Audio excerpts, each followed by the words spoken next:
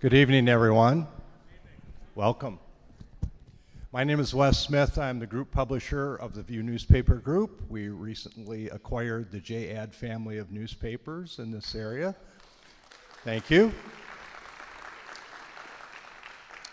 We are very grateful to Fred Jacobs and his family for having given us the opportunity to acquire those papers.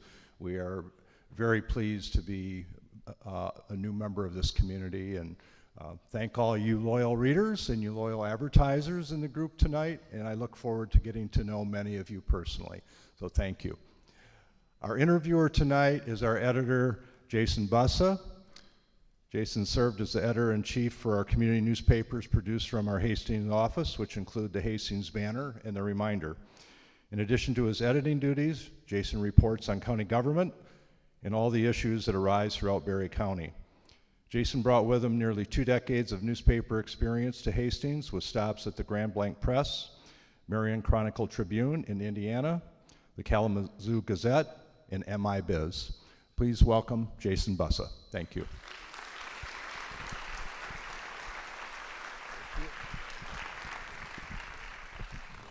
Hey, thanks so much, guys. I appreciate it. We'll get right into the interviews. I just wanted to say a few quick things. I wanted to kind of reciprocate and thank View Newspaper Group for putting this on. I mean, they took over about a month ago, and there's a lot to do. So giving us time to step away and to do this, because a lot of people were asking about it.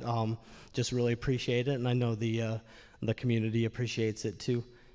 I want to thank everyone for coming out. This is crazy. It's it's election season when you can fill an auditorium like it's a music performance, and we're just here to listen to some sheriff candidates. So I think that speaks a lot about the community, where it's easy to go and vote. Anyone can do it.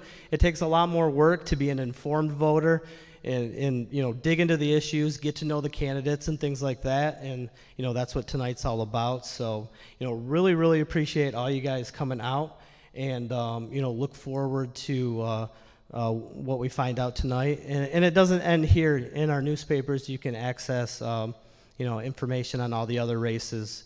This coming Thursday, kind of a selfish plug here, the Hastings Banner will have a big kind of spread previewing all the races for county commissioner, and there's a lot of Republican primary races going on there. So we talked to all the candidates, and we'll have their input in the coming issue of the Banner. So check that out. It doesn't end just right here. So I just wanted to quick kind of get you up to speed on what the rules of engagement for tonight are. I know a lot of people are accustomed to the traditional debate method where, you line your candidates up here and they kind of yell and scream at each other and, put a steel cage around them and all that.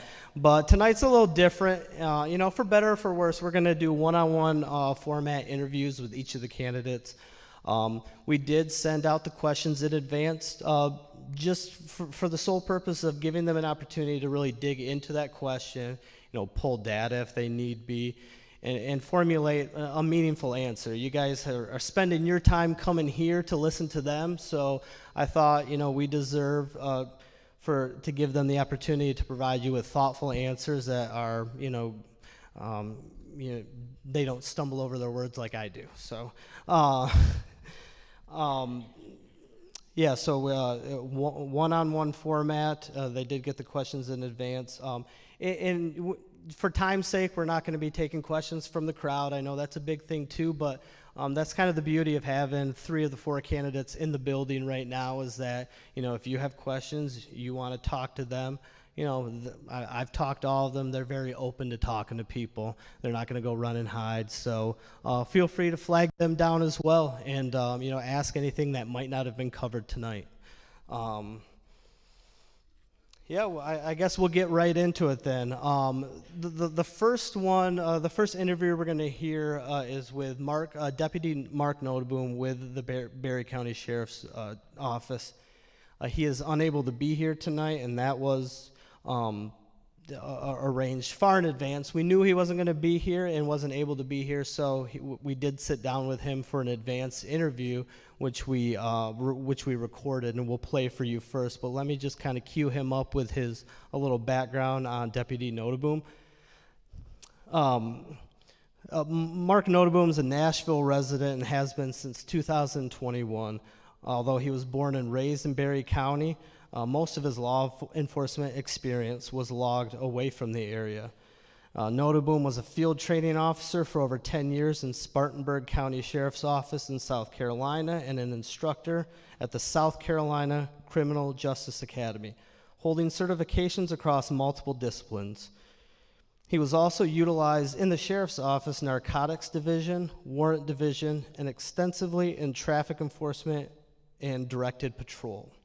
As I said, unable to attend this evening, Noteboom sat down with me yesterday, and we will present that recorded and unedited interview right now, so you can go ahead and roll it.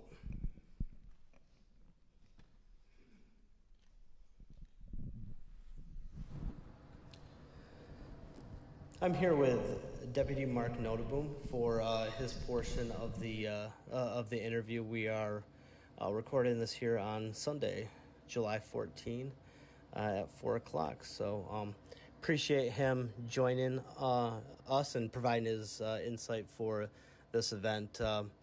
So Mark, I'll lead off with the question I'm asking everyone. It's really kind of the most open-ended general question that there is what led you to run for sheriff? What were some of the things that kind of motivated you to want to serve in this capacity? Thank you, Jason. One of the biggest things that led me to want to run for sheriff is years ago, I remember sitting on my parents' living room floor watching Cops. And I remember thinking one day that's a job I would like to do, to see the impact that they just on TV had in somebody's life. I got a little bit older, kind of got into high school. I knew this is what I wanted to do. So that's the trajectory my life started taking. And once I actually became a deputy sheriff in South Carolina, I realized that one day I would like to be sheriff. The impact the power that a sheriff has to impact lives in their own community that they grew up in is wonderful. And that's why I moved back to Michigan. This is where my heart is. I have people I grew up with here, family here. I want Berry County to be amazing. And I figured the best way I can do that is be sheriff. And, obviously the job, not only just here in Berry County, but the job as sheriff in general, you're going to face your issues, you're going to face your hurdles. What sort of issues would you say are kind of the most pressing facing law enforcement, as a whole? I know at the paper we write a lot about talent shortage and trying to keep your force fully staffed. But when you look at everything, what sort of issues would you anticipate coming up against, and how would you look to overcome them? Probably one of the biggest issues is pay and benefits. Policies and procedures that a sheriff's office has is another big issue. Making sure the community knows what the sheriff's office is doing and is involved with the sheriff's office is a big issue that I think needs to happen. As far as pay, I have seen departments that pay very little, but the morale in the chief or the sheriff or the admin makes a huge difference with that. The pay could be low, but we could still be fully staffed if the deputies or officers feel like their admin is backing them up and has their back. If they follow the law and do what they're supposed to do during their job, there should be no reason a sheriff or chief doesn't have their people's back. Pay is huge. It needs to be up there with any other department that's equivalent to the size of Berry County. along with the benefits, policy and procedures. A big issue sheriff's offices have. You may have your guys doing way too much paperwork, and you might be able to skinny that paperwork up, where they have more time to be out and be seen and be proactive and actually stop the burglaries and the car break-ins before they happen. But when you're tied up with paperwork, you can't do that. So the biggest things are going to be, once again, it comes down to morale. Yeah, it's interesting. So it's more money isn't necessarily, I mean, that's probably a help, just not the Correct. silver bullet then. Correct, but the happier, if you take care of the small people, the rest will work itself out.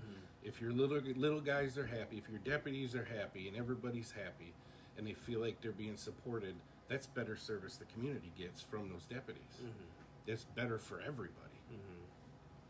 You know, when you look at, I mean, that question was about the law enforcement industry as a whole. Yeah. Now looking in Barry County specifically, when you look at crime trends or just, you know, the flavor of crime, what's going on around here, what do you see? What are some of the most pressing, you know, crime-related issues? And do you have any, you know, innovative or out-of-the-box ideas to address some of that?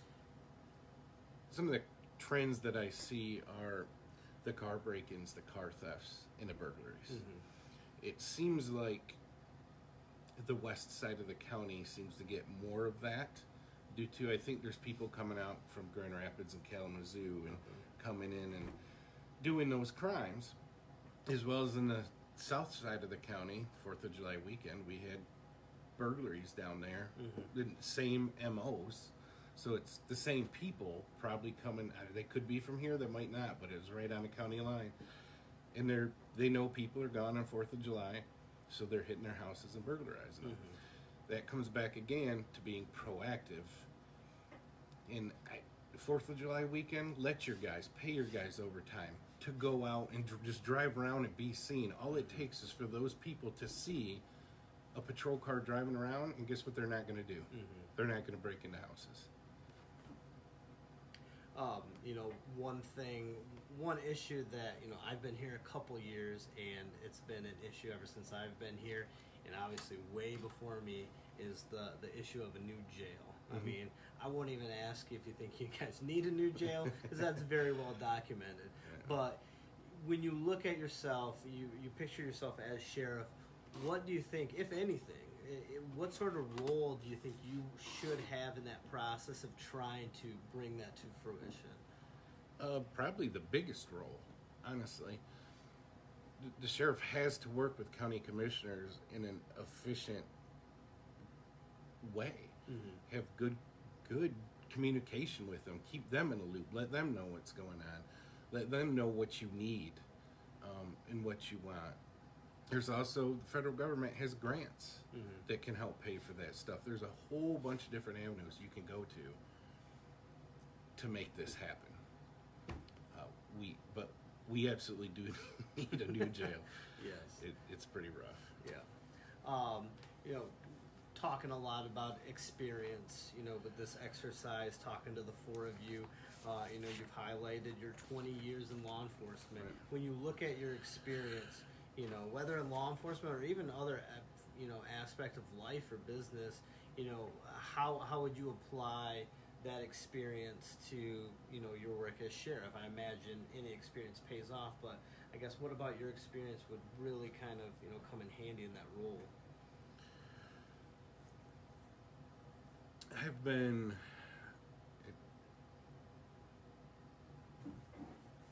trying to think how to word this right. I've been, most of my career's been at a bigger department. Berry County's not a huge department. So a lot of things that Berry County doesn't do, I've seen bigger departments do. They're a little more farther advanced into what they do and stuff. So I've had a lot of options, a lot of training, a lot of experience from down there. I was on a street crimes unit, and we helped the warrants division with fugitive recovery. We help narcotics with state prostitution stings and bug and things like that. I was a field training officer for over 10 years, and I had an absolute blast seeing a new person come in and be able to teach them. There's some things in law enforcement you can't teach. You can't teach a new person body language of a suspect you're talking to. That's something they have to learn. And to see in their head things click and say, oh, I understand now, has been probably one of the most rewarding things. I've been to multiple schools. I was an instructor at South Carolina Criminal Justice Academy a couple times. That was absolutely rewarding too. Yeah, advanced criminal enforcement, which is highway interdiction for drugs, things like that. Gang school, meth lab school,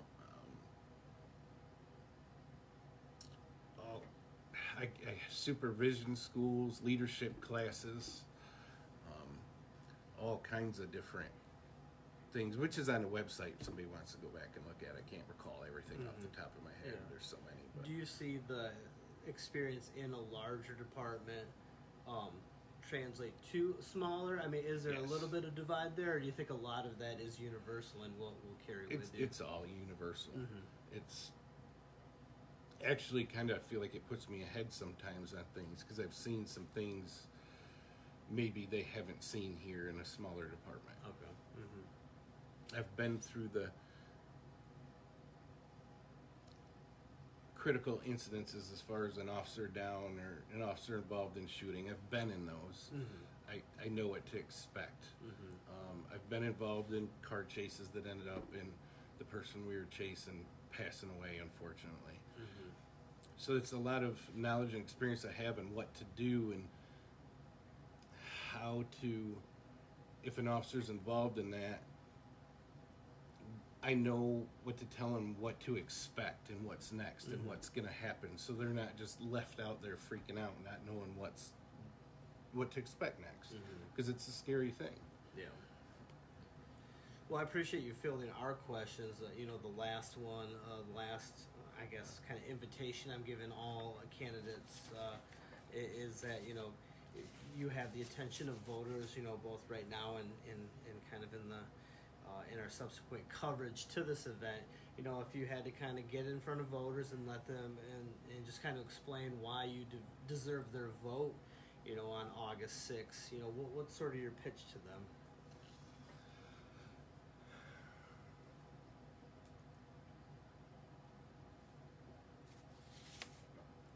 Well, first and foremost, I'd like to thank family and friends for being behind me in this journey. I guess to the voters of Berry County, the commitments for which I stand for are transparency, accountability, and constitutional integrity. One of the things you always get from me is the truth. I'll tell you the truth, whether it hurts me or helps me. I'm a firm believer in nobody's perfect. I'm not perfect. I've messed up. Everybody's messed up. If you mess up, own up to it, get past it, move on. And I want the community to be so involved in this sheriff's office. I work for them. I owe the citizens the respect to know what's going on in that office and their input on what they want done in that office, what they want to see done. And I want to absolutely give them that. I want to be a leader to these people to office. I don't want to be their employer. I don't want them to be my employee. I want them to be my coworkers. Just because I'm the sheriff doesn't mean I'm anybody's boss. They're all my coworkers, everybody that works at that office. I want the voters to have a voice that's heard. And if the Berry County voters would like that too, I would greatly appreciate their vote on August 6th, 2024. Well, I appreciate it. Once again, this is Deputy Mark Noteboom, one of the 4 candidates for sheriff. And thanks again for meeting with us and providing this insight for us. Yes, sir. Thank you, Jason. Appreciate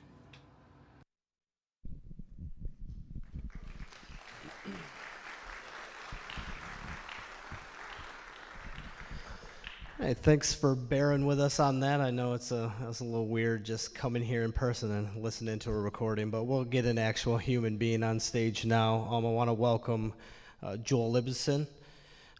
His bid for county sheriff is the first time running for public office for Joel Ibbitson, a longtime resident of Rutland Township. While Ibbitson has no formal experience in law enforcement, he looks to leverage his 15-plus years of experience operating his trucking company, J Transport, here in Hastings. Ibbitson prides himself on staying engaged civically and is also the founder of the watchdog group, the Local Government Accountability Forum. Please welcome to the stage candidate for Barry County Sheriff, Joel Ibbitson.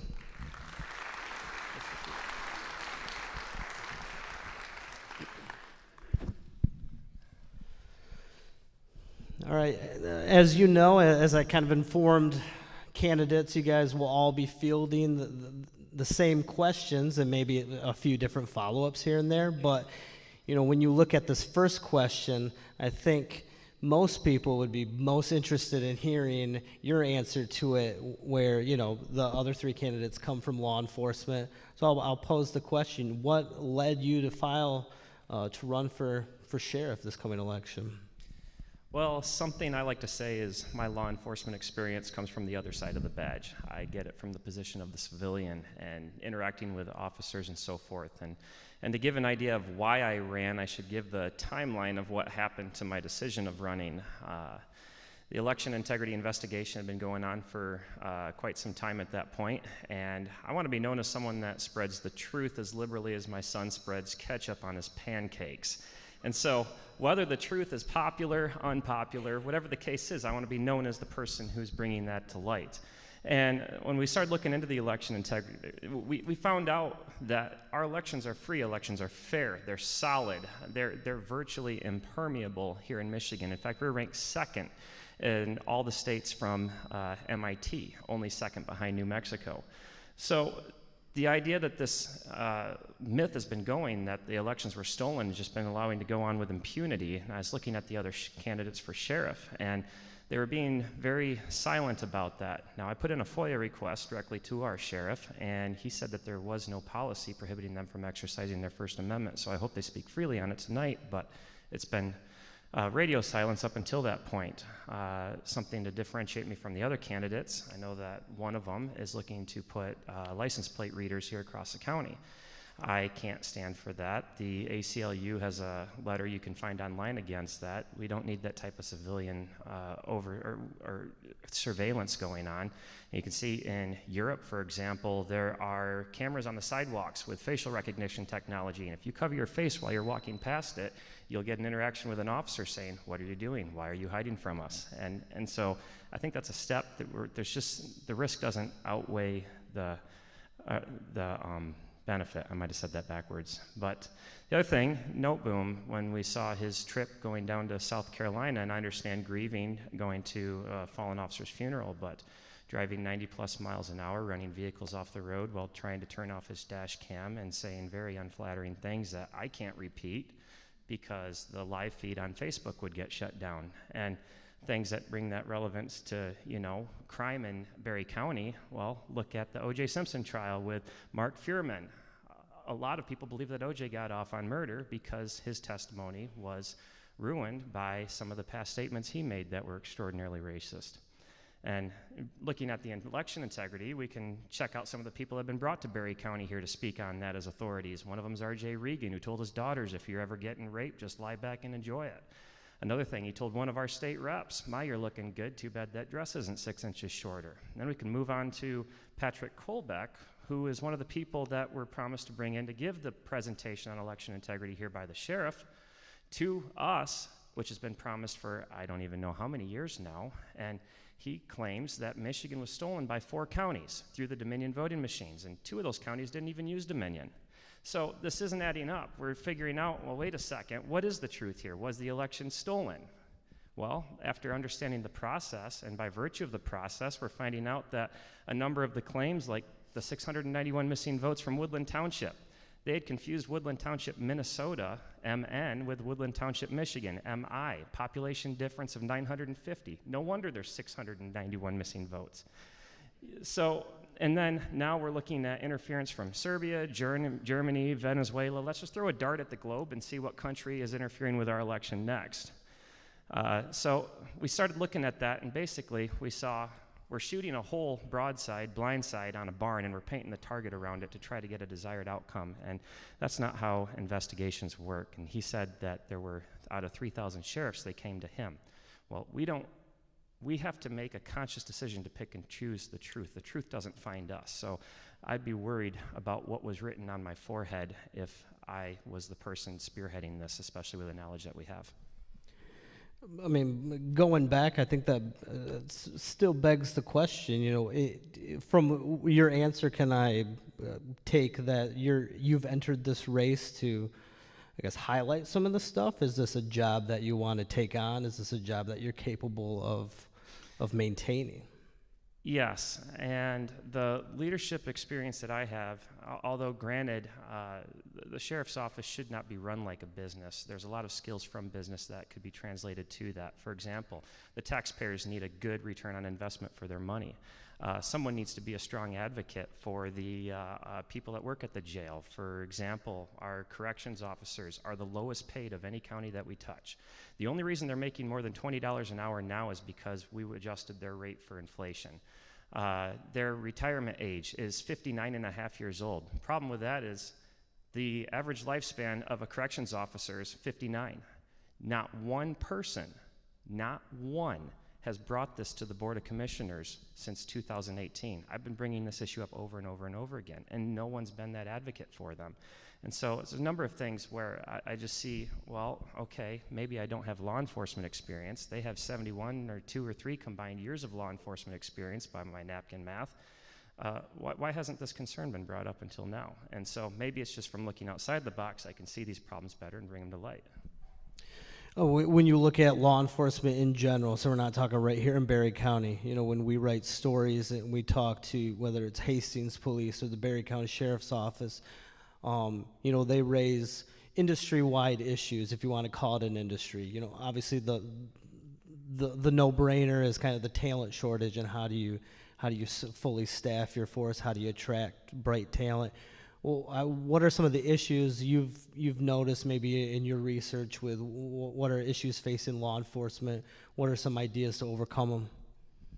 Well, one thing is I don't think there's a study out there that says morale goes down when your pay goes up. That is one thing that desperately needs to be addressed. Other thing, when you look at crime rates outside of Michigan, for example, you look at other states that did the decriminalization process prior to us doing that, and you saw that same drop in inmate population that we had when Michigan decriminalized a lot of that. What you see on those other states, like Colorado, for example, is that creeps back up again.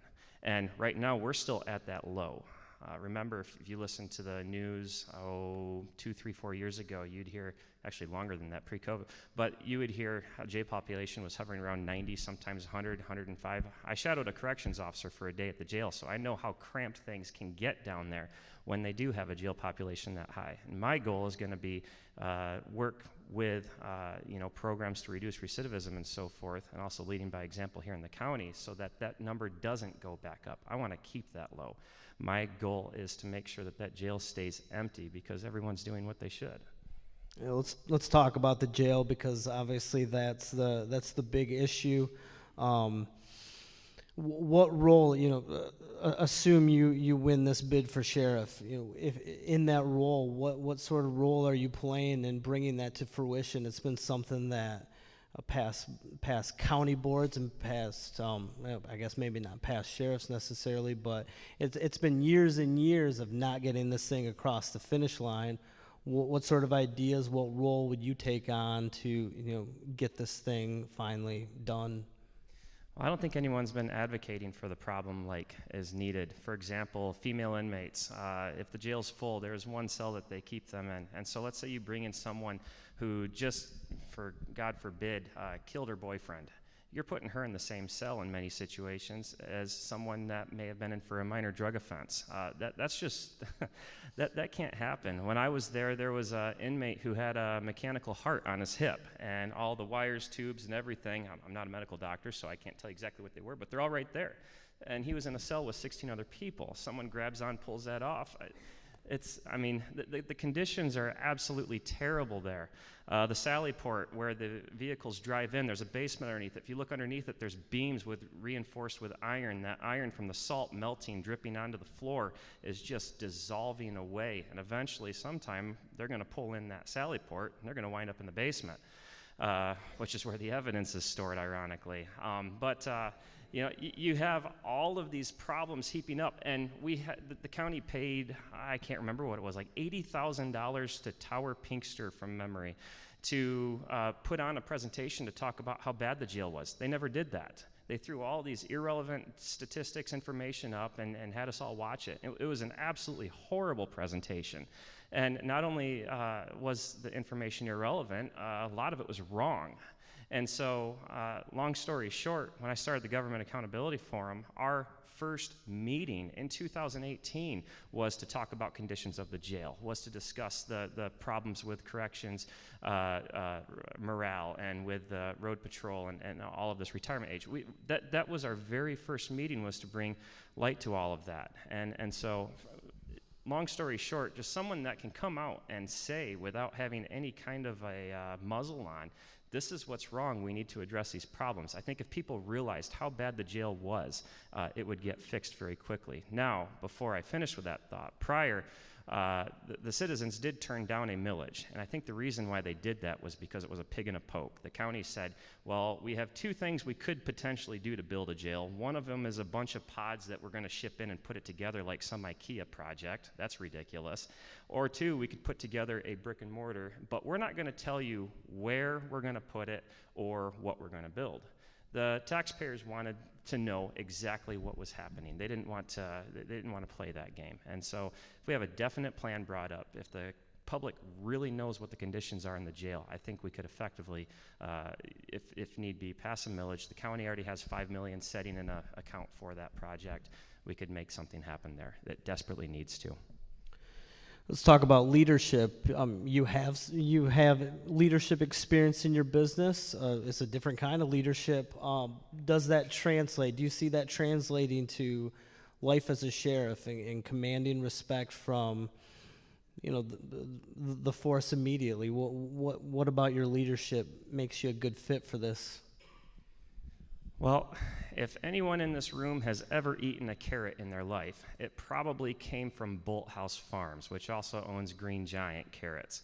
So that was started by my great uncle, William or Bill Bolthouse. And something that he said, even as a kid, that stuck with me that I remember to this day: you never hire someone for a job unless they're better at that job than you are. And so as a business owner of 15 years, I've hired many people, and out of the people that I've hired, fortunately, I've never had to fire anyone. They've all worked out. Some of them were a little bit challenging, but we managed to work it through. So with that said, a competitor of mine, which I become friends with, he had 50 employees, 50 drivers, and his business was going right down the toilet. He was losing money. His drivers were unhappy. His accounts were starting to go away. And so I said, tell you what, I'll come in and I'll help you out. And we turned that around in 2 months, from losing money to making money. And one of the things that I did have to do, and it's one of the most uncomfortable things I've ever done, is fire someone. A lot of people don't have the fortitude to be able to do that. And granted, you shouldn't be firing everyone, but there are people that need to be. I found someone who was embezzling money and damaging product and so forth. So anyway, being able to see who has leadership qualities and so forth. For example, when it comes to the sheriff's office, you have your hierarchy of leadership that you have there. And what I see oftentimes are people trying to drive a round peg into a square hole. They're trying to make someone fit in a position where they don't belong. And so what I would be looking for in leadership, someone who can make bold, decisive, and good decisions under pressure, same as for your road patrol deputies, for your corrections, and so forth. But those are different decisions that they make along the scale. One's not less valuable than the other. You need everyone to work together. And so being able to seek that out and put that into place and implement it as a business owner, I believe would translate to also in the sheriff's office as well. A couple more questions for you. I think it's safe to assume that when someone runs as a challenger, they're doing so because they see stuff they want to run differently, right? They think something might not be working out, or they might have a better way of doing it. So when you look at the Berry County Sheriff's Department, what would you do differently? Well, one thing that I think that we could do, and there's surrounding counties like Calhoun, they have programs that very strongly integrate mental health in with law enforcement. Again, you know, not driving a round peg into a square hole. Not every interaction that an officer has is going to require incarceration. Perhaps they just need to speak with a health official that is trained, that is able to help them out with whatever issue that they have. Other things, I hate to repeat myself, but become an advocate for the jail. That jail desperately needs to be rebuilt. And there could be a situation where that comes out of our hands. Look up Wayne County inmates versus Wayne County sheriff, where they actually sued the sheriff, wound up suing the county ultimately, because the conditions were so bad that the judge actually ruled they were unconstitutional. And so when you read that case, you'll find out that the judge said, all right, you've taken so much time to do this, we're not giving you the option on where to put this because you're just going to subject this to extra feet dragging. We're going to tell you where the jail's going to be built, how it's going to be built, what's going to be built, and all you get this decision in is paying the bill. And that, I think, is just about where we're headed. Work conditions, pay, retirement age, work release programs. So in my time as business owner, I've had the opportunity and blessing to be able to hire several felons. And that has been, it is so awesome, you know, just to be able to watch that when they come to you and you're working with their probation officer and they're saying, well, maybe if we just sneak through this or we don't need it. No, we're staying on the straight and narrow. I would set them down and I'd say, look, this is what I have going. If you can be a part of this team player, I'll pay you this if you can add this value to my business. And I was able to see that more than once. In fact, the felons that I hired that I was able to get in driving truck, every single one of their lives, I was a part in turning that around. And one of them, his name is Mike, and this weekend, I just got off the phone with him here earlier. He's going to be fishing with his grandson, you know, and he spent, I believe it was 7 years for drug, violent, gun charges, all felonies, 7 years consecutive in prison. And being able to do that and become friends with these people, we need to focus on work release in the jail. If they're out being productive, not only could they be contributing to their families and so forth that they have, but if they're out working, they're not sitting in a jail thinking, well, how can I do this next time without getting caught? So that's one of the things that I really want to focus on. And part of my drive for that is my father, when he lived in Michigan, used to be on the jail ministry for the Berry County Jail. And I remember as a kid, you know, same age as my son, we'd be going down the sidewalk and there'd be someone who was a former inmate come up to my dad and say, hey there, I've been staying away from that girl friend that she's been dragging me down, and I had a beer the other day, I didn't mean to, I shouldn't have, but I'm really working on it. And my dad would be part of that accountability to help him stay on the straight and narrow. And that, I think, is key, seeing the sheriff in that role in order to keep that jail empty just like it should be. And finally, just kind of take this opportunity to kind of give your, for lack of a better term, elevator pitch to the voters that have gathered here today. Let them know where they can find out more information about you, how to reach out to you if they have additional questions. Just kind of your last plea to voters.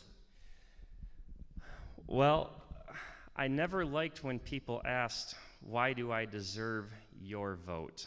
And it might be semantics, but to me, what I would much rather do is be completely open, transparent, and outspoken on the issues, convictions that I have, so that when you go to the polls, you're not going to be questioning, where does Joel Ibbitson stand on this?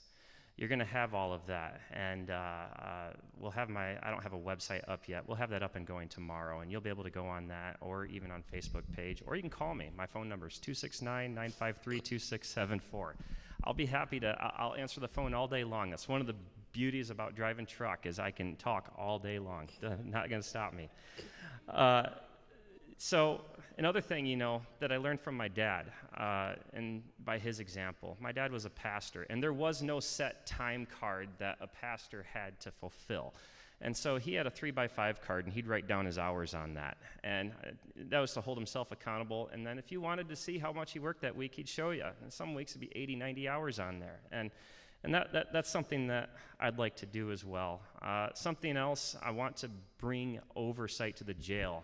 From my first day that I announced at the commissioners meeting, I want to put together a civilian oversight committee so that people like you in this room will be able to come meet with the sheriff personally and be able to interact and hold the sheriff accountable, good and bad. I think that especially with what we've had, that's absolutely critical and paramount. Something else that our sheriff's office doesn't have, body cameras. That's terrible. If you talk to the prosecutor, you'll see the murder that happened in Nashville where he shot the girl in the snow. And one of the reasons that made the prosecution as simple as it was, without dragging a jury into everything, was because the officer in Nashville from the Nashville Police Department had a body camera. Caught the entire witness to the murder on camera. When it comes down to what happens on camera, everyone, myself included, myself first and foremost, we should always be acting with morality, with integrity, whether we are on camera or not, whether we think the camera is rolling or not. If we want someone with the type of character that we need for sheriff to bring, that's paramount in what we're looking for. A couple other things that I know are very important and weren't in the questions to a lot of people in the county. Liberty, that's a big thing. The Second Amendment, we have a very strong Second Amendment culture here in Berry County.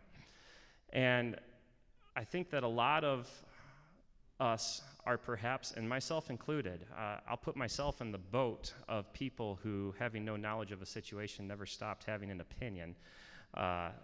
What I would like to do, and this goes back to leading by example, liberty, whether it's Second Amendment, First Amendment, any of that, liberty has three tenets: the right to do good, the ability to do evil, the responsibility to refrain from doing evil. And one of the things that I want to be known for isn't necessary, even though I appreciate my rights and I'll stand up for the rights of everyone in the room, isn't necessarily the unlimited proliferation of rights, but also focusing on that responsibility. And what does that look like in action? Well, look at the Oxford school shooting that just recently happened. Those parents bought their child a gun, a handgun. Could you imagine how that would have turned out differently if one of their friends, families, or neighbors, which I'm sure they didn't keep that a secret. No one keeps secret when they buy a gun. When I bought my 3378, I told my friends, hey, I can reach out and get that elk farther than you can now. That's just something that we do. But if one person would have gone to the parents and said, why on God's green earth would you buy your child that gun? He doesn't listen to authority. He doesn't respect his teachers. He doesn't listen to you. How much differently could that tragedy have? We may not even have that right now. But that is the element, that's the aspect of liberty that I really want to focus on. We have all the arguing in the room back and forth. Who's the chief law enforcement officer in the room? I want to be known as the chief servant. And then, we have a lot of talk about safety. What happens when government becomes the inverse of safety? Well, what was responsible for the killing of 40,000 Frenchmen? The Committee for Public Safety. And so it's a very solemn obligation when you become sheriff or any law enforcement or any government official, for example. You have to make sure that every decision you make, that it is for the benefit and good and well-being of the people. And just to remember as well, with rights come responsibility. And that's one of the things that I really want to focus on as sheriff. Well, we appreciate your thoughtful answers on all those things. And once again, Joel Ibbitson, and he will be on the ballot for county sheriff. Thank you very much. Appreciate it.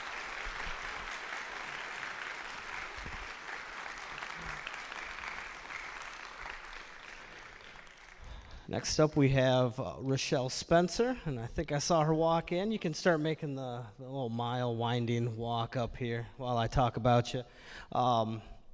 Yes, our next candidate for sheriff, Relle Spencer, brings with her 2 decades of experience, starting with the Berry County Sheriff's Office in 2000 as a corrections deputy.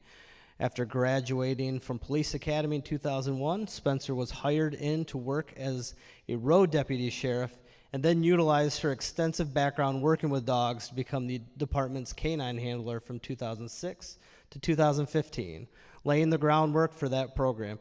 She worked on a multi-jurisdictional task force as an undercover narcotics detective from May 2015 to May 2018, and currently serves the community as a sergeant with the department. Welcome to the stage, Relle Spencer. Thank you, I appreciate it. You did a good job, you got that. Did that today. Huh? All right, well, the first question is as predictable as it is open-ended, but I think it's an important one when you look at why someone decided to file for, it's not just this minor decision. It's, taking on a role as sheriff is a big one, and it probably wasn't one that you decided very quickly. So talk to us a little bit about your rationale and why you decided to make this leap.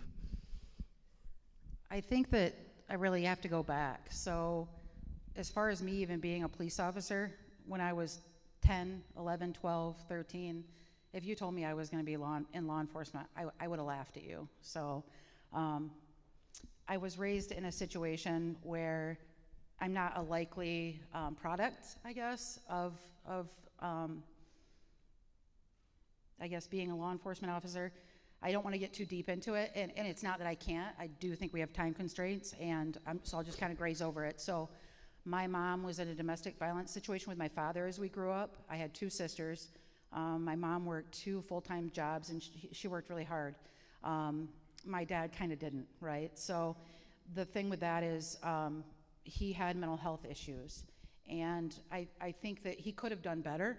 He could have probably sought treatment, and he could have just been a better person. Unfortunately, it just didn't go that way. And so as a young person, I saw this. I saw my father abusing my mother. I saw my mom not leaving, and I didn't understand why. I didn't understand why she would stay with him. And then by the time I was in my early teens, she finally did. Well, then I understood why she didn't leave, right? I knew, because it got worse. It got worse. So he broke into our house, and he did a lot of really nasty things to Mom, and us kids saw that.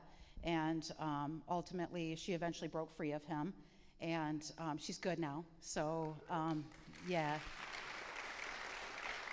But we had a lot of, I was introduced to a lot of things. So my dad abused drugs, he abused alcohol, and us 3 girls saw that growing up. I didn't really know what it was at that age, though. You don't really understand. If that's how you grow up, that's all you know, and you don't really know that there's a contrast. You don't know that there's a different life. And so I think that I certainly was headed into the realm of being a product of my environment. So when I was 15, I started smoking marijuana, and I got caught by Detective, now Sergeant Brian Fuller. That's like a stupid story. So my car broke down, and I pulled over on the side of the road, and then some friends of mine decided that they would help me out, and they pulled up behind me, and then were pushing me bumper to bumper down M43. So, yeah. Trooper Fuller saw that, and he was like, that doesn't look right. So he turned around and he stopped us, and in doing so, I was actually moving my boyfriend at the time from one house into our house, which I still don't know why my mom was going to allow that, but she did. So he had a little box in there. It's where he kept his paraphernalia, and it was very identifiable. Now that I'm in law enforcement, I would know exactly what that was when I saw that. So Trooper Fuller, doing his job, said, hey, kiddo, what's in that box? And I knew. Even though it wasn't mine, I knew. And I just instantly just kind of put my head down, and I was like, whoops. And I said, if what it's worth, it's not mine, but I know what's in it, and you got me. And he was like, yeah, I do. So he took me back to the post, called my mom, and My mom never committed a single crime in her life. Well, maybe she did, but she wasn't caught. So she was really disappointed in me. And it was like confusing because I was like, well, I grew up in this lifestyle like this certain way, and my dad went to jail all the time. In fact, we visited him in the jail. We used to have conjugal in the jail, so we would go in and mom would play footsie with him or whatever, and us kids would be coloring, you know, so it was like nothing strange to go to jail, but somehow it was not okay for me to go to jail. So she was very disappointed in me. When I saw that, I was like, okay. And then Bob Nida was involved. So I got charged with that possession of marijuana offense. And then Bob Nida, I had to go in front of him, and we had a conversation about why I got from being a straight A student to not being a straight A student, and making some bad choices, like the marijuana thing. And he said, I'll tell you what, if you don't get in trouble between the time that you now and when you turn 18, we'll take that off your record. Like, no one will ever know about it. It'll just be like between us, basically. And so that's what I did. I took that opportunity to make changes in my life, and I really kind of did some soul searching at 15, and whatever that is at 15. But it kind of set the stage for me to start living a better life. And then I started working at Burger King, and then I will answer your question, but it's part of it. It is part of it.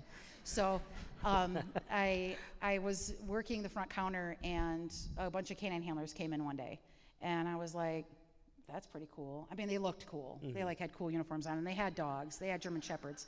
And I was like, German Shepherds are cool. And I know that because from the time that I was 9, my mom got me involved in 4-H. So I used to show German Shepherds, and I actually kind of really evolved to where I was showing professionally. And that was one thing I think Mom knew, that in the midst of the crappy life that we had, it was something she could offer us. So she got all 3 of us girls involved, and then it, like everything does, kind of snowballed. And next thing you know, I have a registered German Shepherd. It was a white German Shepherd. My mom got it from Canada, and she was a Canadian registered dog. So I used to show in CKC, which is the Canada Kennel Club.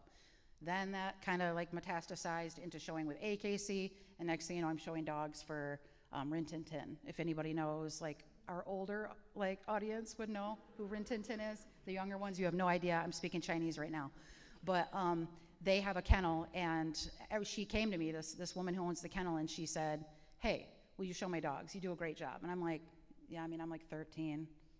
Do you know that?" And she's like, "Yeah, you're like really good at showing. I want you to show my dogs." So I was like, "Okay, sure, sounds like fun."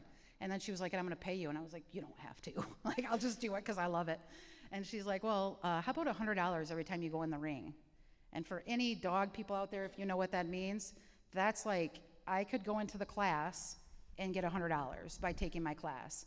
And then I would go into the next thing would be like best of breed. And then I could get another $100.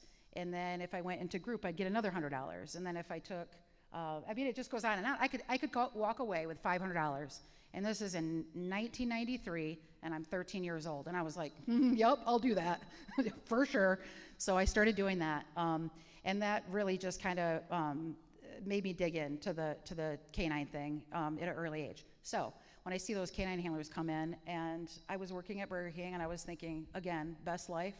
Like, I don't know. I mean, I was happy there, but I decided that maybe I should go into law enforcement. So the other thing was, and I said this during my interview, because you used to always get interviewed when you wanted a law enforcement job in the 2000s. You didn't just walk through the door and then someone just hired you and you just had a job.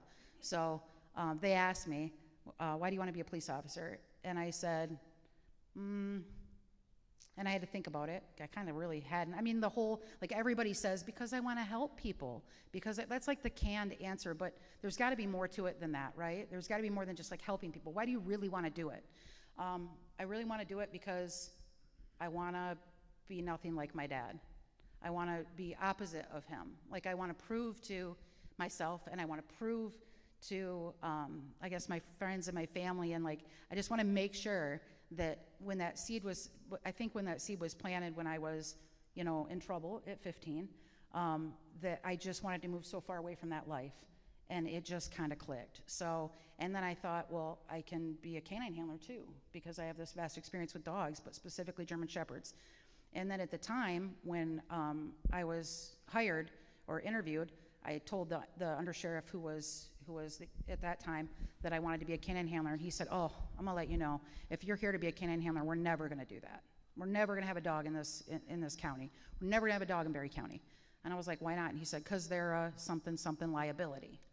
And I was like, "It's a liability to not have a canine. Like they're amazing. The stuff they can do, don't you know about them?"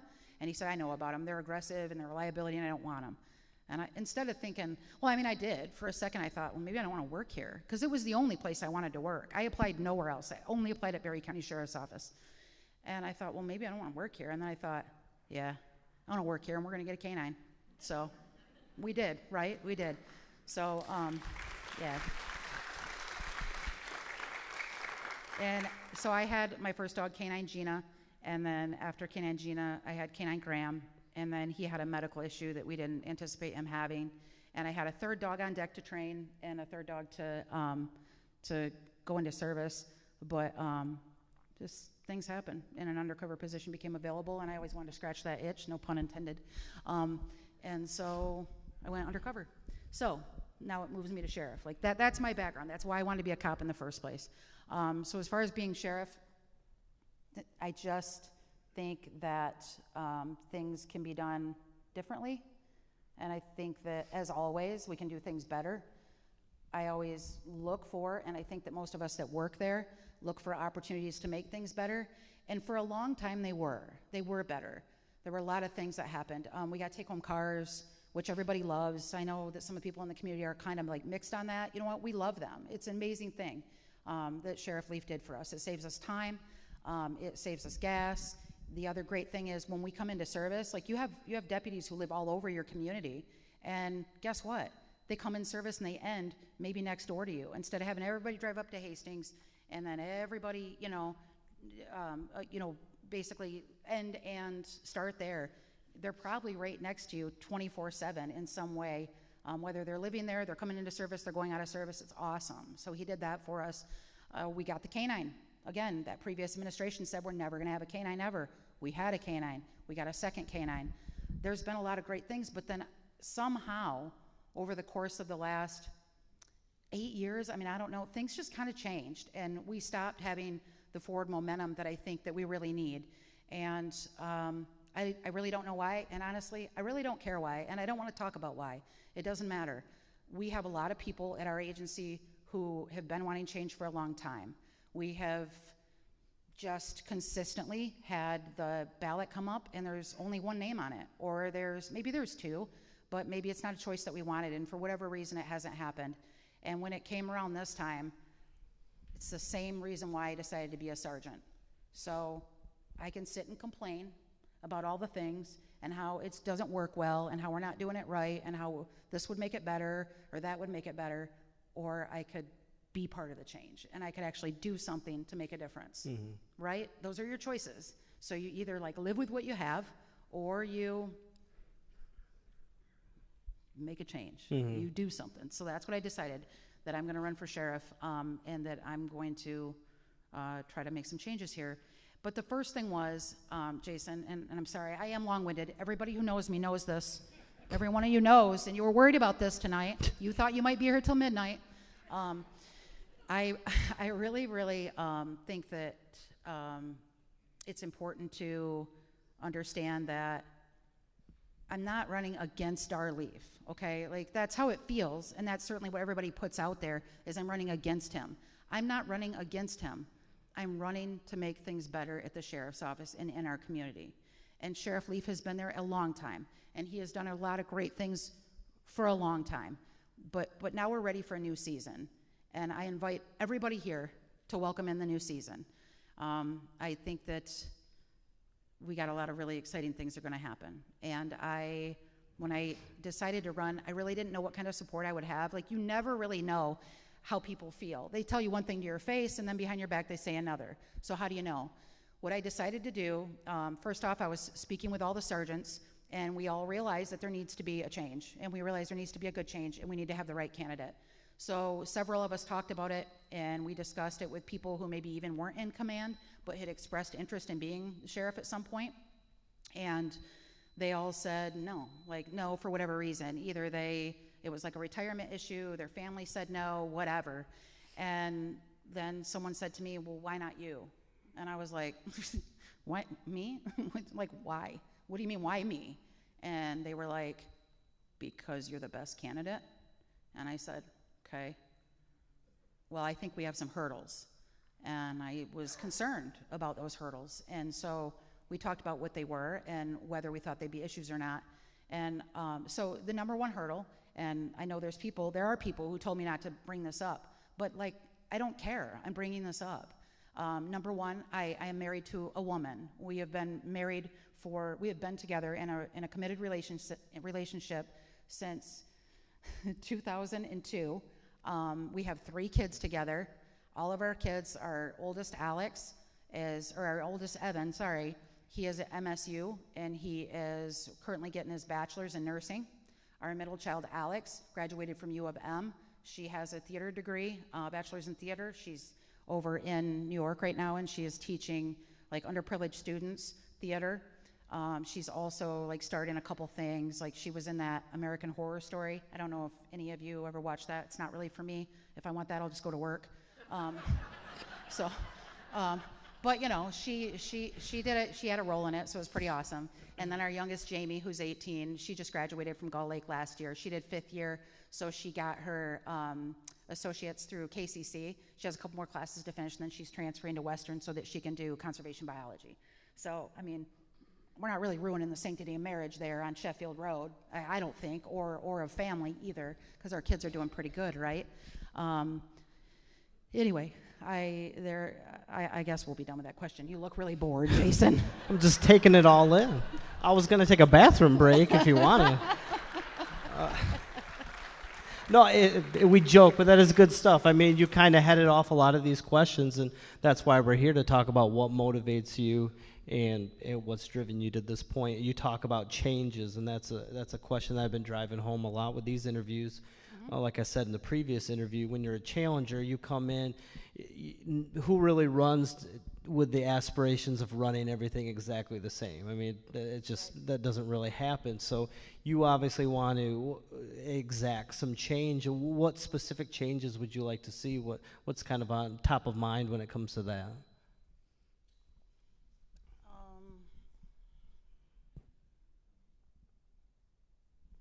So I think that our number one issue, wholly, when you're talking about what's affecting the sheriff's office right now, the road, corrections, our transport staff, our office staff, just unilaterally, right?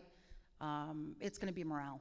We have a huge morale issue, and it's evident because when I said that I was going to run and I held my campaign launch in January of 2022, 80% of our department was there.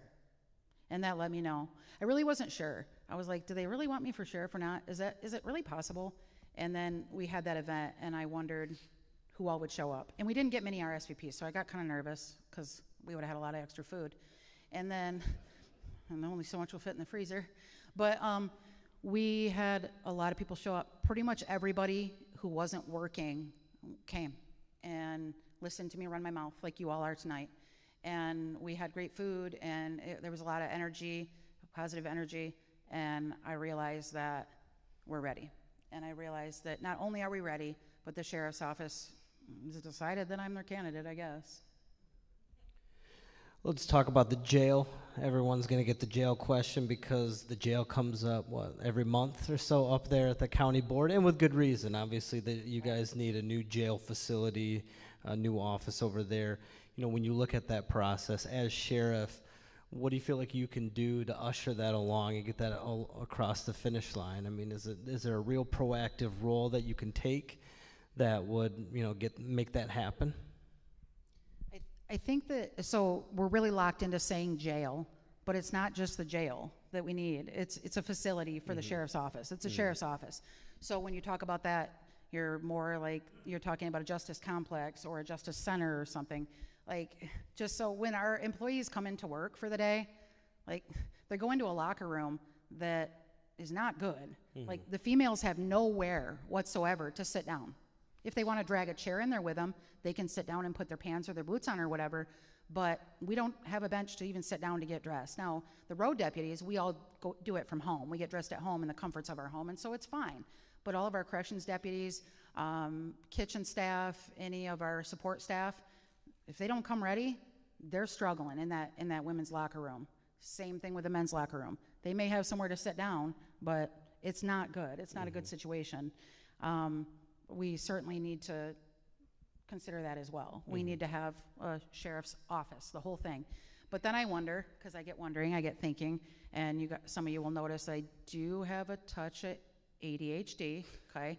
I like one thing to the next, and I'll get it all done, but it won't be like I'll get this done and then that done and that done. I'll have it all going at once, and it'll all be done, like at the same time. It's a thing of beauty. But, right, Janice? Right? I want to introduce the topic, if we haven't already thought about this, like why don't we have a criminal justice center? So a lot of other communities are doing situations where they're combining resources. So the city police, the county police, the state police are all doing one building. They're working out of one center. A great example for you guys, since we're close enough to it, would maybe be Marshall, Calhoun County. That's what they did. So it's wonderful in a lot of different ways. Evidence. If you think about like Hastings City Police, the Sheriff's Office, any other, the troop or any of the townships, we're all managing our own evidence. We have an evidence custodian who's going to check that in, who's going to log it, who's going to store it somewhere, and then we all have detectives who generally it's detectives who are going to transport that to the lab for analysis or whatever. We have 4 different people doing all this, and then when it's needed for court, they all bring it up to court individually. The way they do it there is it's just this one person who does it. So they manage it, everything, and they're accountable for everything, and they have bins that it goes in. So if it's sheriff's office, it's on this wall. If it's HPD, Hastings City Police Department, it's on this wall. If it's state police, it's on this wall. And instead of paying 4 people, we're paying 1, and we're all sharing the cost of that one. So we're paying 25% of that. And that's going to go for a lot of different things. The person who sits at the front desk when citizens come in, there's one person, maybe 2, right? Whatever you need for the community and the size that we have and the demand. But instead of having, maybe 2 for each, so we have 8 or whatever it is, 20, we're going to have them centralized, and we're going to be sharing that cost. They have a gym there, so you're going to have deputies, corrections, law enforcement from maybe HPD or the state police all working out together before and after shift. That's really good. That's like a really good bonding thing to do with the people that we work with. A lot of people like to think maybe you watch Super Troopers or whatever, and you're like, oh, the state police versus, the county sheriffs. It is not like that. It is not like that at all. We all get along. Of course, we're brothers and sisters, so you're going to have little squabbles here and there, but for the most part, we all work very closely hand in hand, and we rely on each other. We maybe a troop and one of our deps will go to a call together. Maybe the trooper is going to take the complaint, or probably the deputy. No offense, troopers, if there's any out there. It's going to be the deputies generally. Then the troops are going to, that was a joke, and if you're a trooper, you're like, right now. If you're a dep, you're going, that's right. But the other person from the other agency is going to need to assist, so they're going to have to pull a complaint number and they're going to have to do a report. Well, we all go back to the office to do that generally. How great is it if we're all in the same location and we're able to share that information, photos, or trying to email to each other, oh, you've reached the capacity of your email. If you're in the same facility, what's happening? You're walking over and saying, hey, plug this into the, and then there you go. I can go on for 20 minutes probably about it, but I think that we need to consider the criminal justice complex. What that looks like and what my involvement, don't know. I need to be educated about it.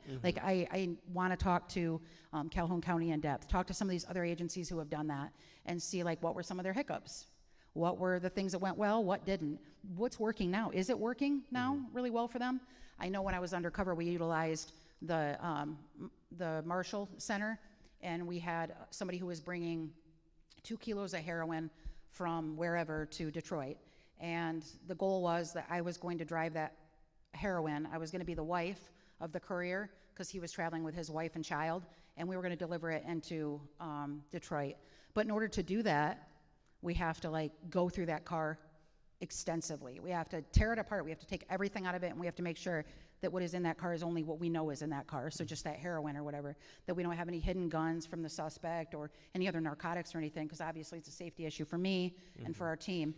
So we pull into this bay because they have a bay we can do that in, and they like ripped this car apart preparing it. So it was really cool to see. And we had, so it was the state police, because I was on this multi-jurisdictional task force, but we had Marshall and we had Calhoun County, people who are not part of the traffic stop to begin with, who all chipped in, and we're all searching the car and we're working together to get this done so that they can get me to Detroit and hopefully not get killed. When you got a good way of ending little sentences there with something shocking and then just telling me to go. But when you looking in Berry County, so you're obviously on the front lines when you're going out to calls. What sort of trends do you notice about types of crime or things that you might be able to address as sheriff when you look at overall, like flavor of crime? What would you be doing to maybe curb some of these just things, that these kind of consistent or persistent issues? Right. I think that above everything else, above types of crime, we need to talk about why crime occurs. So there's a lot of different reasons for it, and I'm not an expert. I'm not going to pretend to be. But what I see in 24 years of working in law enforcement is, and I'm not saying this is number one because it's the number one reason, it's just one thing I notice that's at the top of my list, is mental health. Mm-hmm. Mental health is a major reason why crimes get committed. We need to address that. We have a lot of research, like we have our Berry County Community Health works really hard, but I think that as law enforcement and as the court system, we could do better, right? We can always do better. If you say that we can't do better, then, we can do better. We need to be able to reach out to people better. We need to be able to connect with people better, and we need to have a better protocol in place so that we are managing that. A lot of times we'll go out on these calls, and like the first one might be that somebody's suicidal.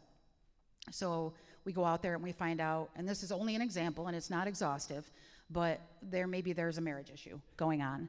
And so now somebody's really, really upset, and they're looking at maybe divorce and stuff like that. And maybe if it rises to the level, we ask that person to go get some treatment. And sometimes not, but then they do or don't, right? And then our next call, 5 days later, is now a domestic violence, because now it got a little out of hand, and now someone hit someone, and now we're making an arrest on someone. We can do better than that. Like, it doesn't need to happen. We can't control that. We can't control free will and what people are going to do, but we can do better in terms of the resources, some of which are already available, and some we could capitalize on and just try to hone in and do a little bit better. Wait, there was something else. What was the question again? Go ahead. Nice try. He's trying to get me to stop talking. What you noticed about the types of crime and what you would do. You hit on it a little bit. But. Yeah, so we have the mental health aspect, and then the other thing is drugs. I think that drugs and alcohol is another major nexus for a lot of crime that we see, whether it's stealing, larcenies and stuff like that, whether it's, drugged or drunk driving, B&Es, a lot of people who are doing B&Es, breaking and entering. We use a lot of acronyms in law enforcement, so you need to, if you're like, what did she just say? That sounds crazy. You need to tell me so that I can, it's just second nature. Breaking and enterings, a lot of people that I've interviewed over the course of my career and talking with them about why they broke into a house or why they stole something, it's drug related, right? They needed that TV so that they could trade it to the drug dealers so that they could just get that fix that they need that day. Maybe they, break into houses or cutting catalytic converters. I'm sure we have a victim out here right now recently because we've had a ton of catalytic converters stolen.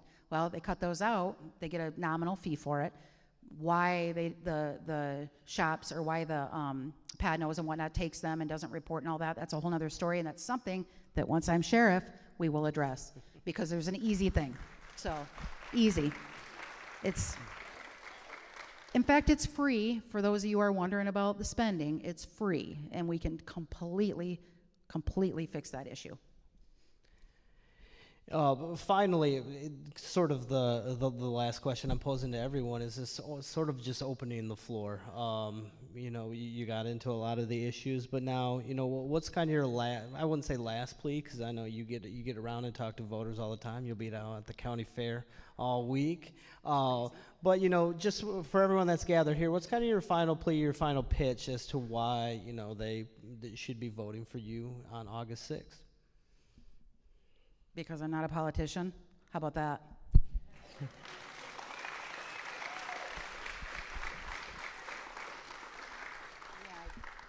For real. I'm a Republican. Although I'm accused of not being a Republican, apparently people get to tell you what you are and what you aren't. It's weird. So I am a Republican, and for those of you who like to get those lists that says what people are and what they do, you'll see I'm on that list. So we're okay here. As a Republican, by the way, but does it matter? Does it really matter? Because we're talking about law enforcement here. We're talking about taking care of you guys and your issues. If your house is broken into, how are we going to handle that? If your neighbor is harassing you and trying to assault you and whatever's going on, property line disputes, we get those all the time. Does it matter? I heard you say something out there. Did you have something to say? Yeah, no, just your law enforcement. I don't care what your political view. That's right. That's right. Thank you. Thank you. It shouldn't matter. I've had people ask me, like, who are you voting for president? Who are you voting for? Like, you can tell me if you want. Does it matter who I'm voting for? Does that change anything for anyone here? Maybe, probably somebody. But at the end of the day, guys, it doesn't matter. I have 24 years of law enforcement experience in Berry County. I started here when I was 19 years old in May of 2000. You already ran through that. But I've been here all along. I've made a lot of sacrifices, my family knows, and I'm good with it. Like, it's a good thing. We have balance, and we know how to manage our family. And like now recently, we set phones down at dinner. We're not allowed to look at phones during dinner. That should have been done probably 10 years ago. But we're just now doing that. So when I got the canine position, I did not live in Berry County. So I've lived in Berry County my whole life, even when I was a kid. We moved 26 times when I was a kid. So I got to try a lot of houses. I knew what I want as an adult, I guess. Well, a lot of test runs, huh, Ma? But, you know, it's good, right? It's good. When I met my wife, Janice, she was not my wife then, but she was just my really good friend, and she's amazing, and she still is. And I was 22. No, when I met her, I was 20. But I was 22 when we decided to be in a relationship, and she lived in Marshall. She had a house in Marshall, and she's established. And so, like, I moved into her house with her. So I lived outside of Berry County for 3 years. That was from 2002 to 2005. And then in 2005, when the canine position came up and it was an option for me, the sheriff said that I had to move in the county, that I couldn't have the dog if I lived outside, which was really tough because we had just had a brand new baby. My daughter, our youngest, Jamie, was 5 months old. Is that kind of repeating? I'll pull away. It's your time. Okay. Jamie was 5 months old, and we really didn't want to move our baby in the middle of, like, having just given birth to her, but that's what we did.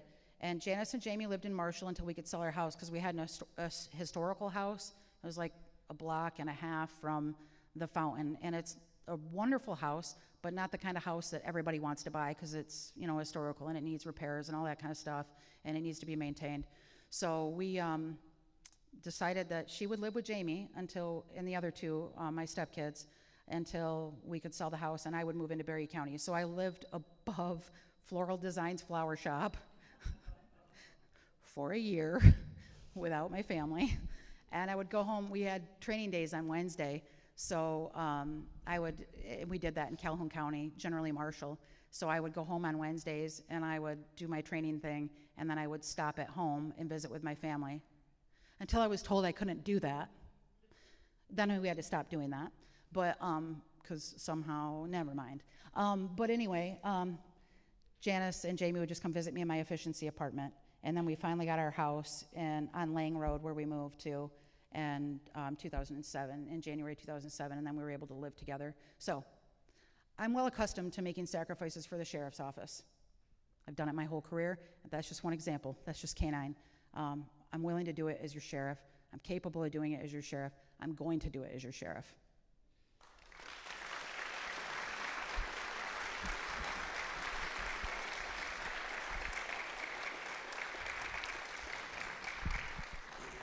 Any website or anywhere you would like to direct them to if they would have more questions, want more information?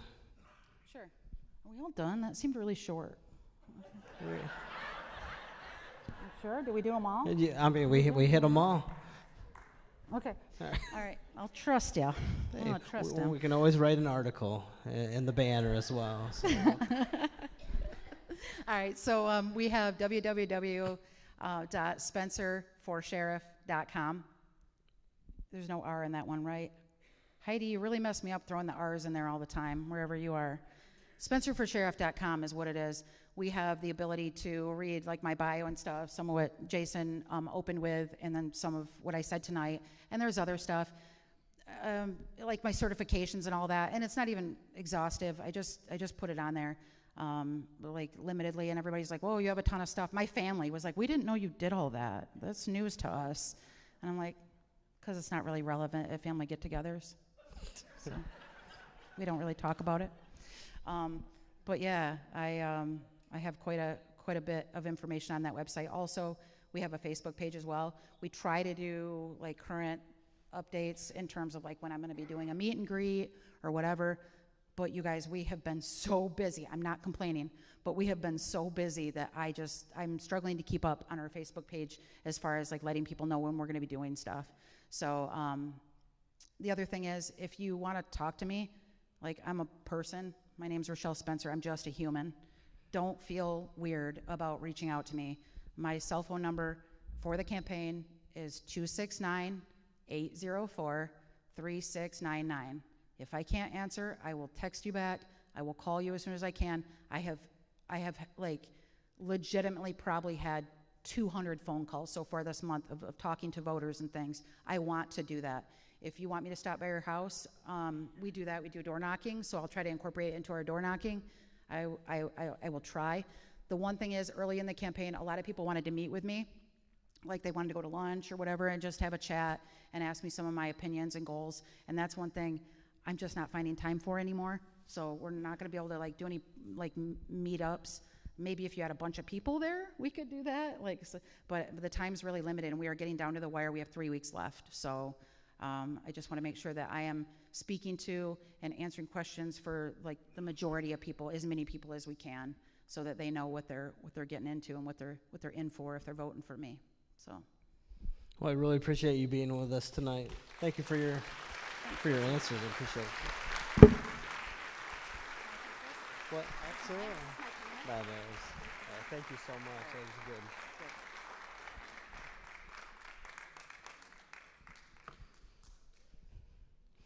All right, and finally, I felt a little silly writing this bio because I've been here for 2 years, and I'm not going to tell you anything about your longtime sheriff that you guys don't already know, but Sheriff Dar Leaf is with us today.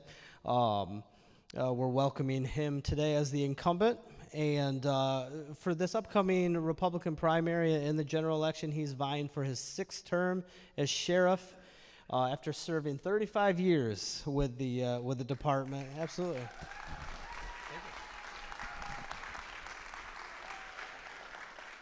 That should be on and good to go. I cornered him up there to kind of walk me through his, his journey through the department. He threw a lot of different, this man's worn a lot of hats: school liaison, defensive tactics instructor, you served with civil process serving, and even one thing kind of struck me is you served on the dive team as well. I can't picture you in a scuba suit just diving down in there, but welcome, Sheriff Leaf. We appreciate you joining us. All right, well, thank you.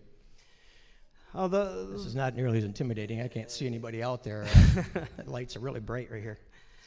We're opening with the same question. They're really all the same questions for everyone, but a little different spin on yours because, I'm asking the candidates why they've decided to run, as a challenger.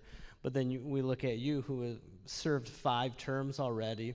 what sort of things have led you to kind of keep pressing forward? What do you want to do with a sixth term? Well, first of all, Rochelle, you did miss one. Is what honors and awards have you received? So Hey, that's proprietary information. 2016 Sheriff of the Year. I've got life-saving awards, and if you go look at past my past, all the way back to my high school, I was a leader of I was a drum major actually, and I led 150 students, and every place we went, we got the #1 ratings, and so that's part of my leadership. Yeah. Then I've been a martial arts instructor for several years, and I've had several students who actually went on to national championships. So that's part of my leadership qualities. It goes way back to, I hate to date myself, but 1983. So, all right. And deciding, I know I kind of bugged you for a while, are you running again, back several months ago, and you're like, well, I'll let you know when I know. So I don't know if you knew then or not, but what were some of the, some of the motivations to get you out and running for a sixth term? There's quite a few things, and there's a lot of things I want to get finished. We were at the top of the pay scales when it comes to the comparable counties, and that was before the economy crashed in 2008, 2009. Berry County has taken a long time for us to get caught up, and that is high on the priority list for getting those wages up there, getting the benefit package back up there. I lost a sergeant who was making $32 an hour. He went into the city of Kentwood to make over $40 an hour, plus dental optical, plus a $20,000 signing bonus, and then full medical. And that just blew me away that they're up to that $40 an hour, and we're still lagging behind. So it's important for me to get that for not just the law enforcement, but the corrections division. And one of the things I was pleased to see what happened in this last year with the state, with the legislatures, they did finally give the State Department, our corrections officers, the ability to take the contracts to arbitration. So in other words, we have an arbitrator decide if we cannot come to an agreement with the County Board of Commissioners. And so I'm looking forward to seeing what we got coming up here with this next bargaining unit, or bargaining contract, and I think we're going to make some leaps and bounds on that. Yeah. When you look at issues facing law enforcement, so not even law enforcement here in Berry County, but law enforcement in general, I mean, you hit on the one that, our team at the paper hears all the time, because we see you guys taking these measures to attract talent and retain it. But when you look at law enforcement, what other issues does this industry face that poses, hurdles in what you guys do, and what are some of your solutions? I'll back up. That isn't the only reason why I wanted to go another term. That jail was big on my list. That jail is a mess. It was built back in 1969, and what they did is they gave the sheriff back then a budget. I think it was like $320,000 to build a jail, and really it was built up more as a county lockup, it's where you put drunks. If you go walking in there, we got a room that's called a tank, and most of you've been in these schools where they have that polished stone for the floor. Well, this is a polished stone for the floor and the benches, and what it was is a drunk tank. There's a drain in the middle of the floors, and what they did, it has a cast iron drain from 1969, 1970 that's still in use. What they did to add space in that jail was they built bunk beds, and they just bolted them right to that bench, and they put 2 bunks on there. And it was not very well thought out, because when you start talking about a jail, you have to do everything you can to prevent people from committing suicide in there. Now you've got bunk beds where they can wrap blankets or socks or whatever around their neck and do that. And I hate saying that out in the public because I don't want that getting out, so it becomes a problem, but that is a problem. We just dug a hole in that tank because we are having problems with the drain. And back in 2006, I think it was, we had cameras run down through those drains. We found all kind of cracks and everything else in those sewer drains, and it was bad. And it's kind of funny because back in 2006, when I brought it to the commissioner's attention, it was about an $8 to $12 million project to build a jail that we needed to be suitable for Berry County. Today, you're talking $30 to $40 million. That's how much inflation. You got to figure that's 18 years ago. So that's not a small task nowadays. When we dug that hole there, there was an elbow in that drain. It had a hole in it the size of my fist. So then I look off to the side where the toilets were. All the toilets are, 1970s-ish. You look at the holes in the wall, you're going, what are all those holes for? Well, it's the old system they had. Well, we can't put a new toilet on it because it doesn't fit, so we have to go tear that all out and redo all that. So the jail, and you also have to think about the safety of the correction officers in there. You got so many hidden corners in there. When I first started, we only had like half a dozen cameras in there. Now we've got like 48, 50, somewhere on that ballpark. And now we can watch better as our corrections officers go through, and we can also watch the inmate behavior better. So there's a lot of things that are going on at that jail right now that you guys don't really hear about. One of the things we did too was what's called a negative pressure cell. We didn't have any negative pressure cells. And what a negative pressure cell does is it breathes right from the outside in and back out, and it doesn't circulate through the rest of the jail. So under my leadership here, we went and and we got 2 negative pressure cells put in. One close to the intake where you bring them into the sally port, is where when you arrest people, you bring them into a sally port, which is a secure garage. And then if we think they had like COVID or some type of nasty flu, we can't have that back in the jail. So we have showers right there in front, but then we had basically the first negative pressure cell right there. And we also use it as a second detox cell because we only had 1 detox cell. You know, that's a major problem. You get a man and a woman who's drunk. And some of these blood alcohol levels, it might rock your socks here, folks. We just had a guy last Saturday, 0.27. Yeah, that's a lot of alcohol. So again, what we did is we got together, we formed a committee, and we got a second negative pressure cell back in the wings, because let's say we didn't catch that flu and it got back in the wings. Now we can put them in that cell and keep it from spreading. And when we talk about the jail, we've talked about it with the 3 previous candidates. I mean, you've been here, so you've been a part of that effort to, and obviously it doesn't land just on the sheriff, but there has to be some sort of collaboration between the county board. I guess talk about the effort that you've put in previously, and what might you be able to do going forward were you to win election, you know, how to get this thing across the finish line, because it's like everything, it's the only thing a lot of people are talking about is such a huge priority with the county is to get this jail situation figured out. One of the problems we had, and Joel hit that on the head, is that they didn't come out with a complete plan for the public to vote on. And part of the grumblings I was hearing about is they didn't want to tell you where the land was going to be because they didn't want somebody to go down and swoop and buy the land up before us and turn around and sell it for a huge profit. So that was part of what the commissioners were looking at. But that was probably number one I heard when I was out at the coffee shops talking to the public and asking them about it, was that we didn't know what the whole plan was. We didn't know what the jail looked like. Well, the pod system we were talking about is the most common and the most, labor easy, I guess, because everything's run with the cameras and you push buttons and you follow the people around in the pods. And so the public didn't really understand that concept. And so we've been to several jails. We've been to Wexford County. They went to Alpena, just built one. I've been to Kent County several times, and of course Kent County's got a little bit of this that we don't have. And it seems like the pod system is probably what we'll be looking at again. And again, we were looking at something that we didn't have to go out and hire a whole bunch of help to run. It was something a little bit easier for the corrections officers. Right now we got what's called a linear jail, and it's been added on, I think, 4 times. And each time they add on, they had another HVAC system, which means more energy, more maintenance. And again, when they add on, they usually cut corners. When they added on that last bit right there, when you walk in that front lobby right there, there is a work release back there that had, I think it's like, I might say 16 beds, something like that back there. And it was a big joke with some of the inmates because they were walking around with those, what they called the rat tail combs. And you could go put that in there and unlock the doors with those combs. That's the corners that the company cut when they built it. So those are some of that was before I was sheriff, but those are some of the challenges we've had. They had porcelain toilets back there, and we had one that was taped off. What did the inmates do when they wanted to be naughty? They'd go use it anyways. And so porcelain's bad in a jail, by the way. You can break it up and make sharps out of it. Break it up, I mean.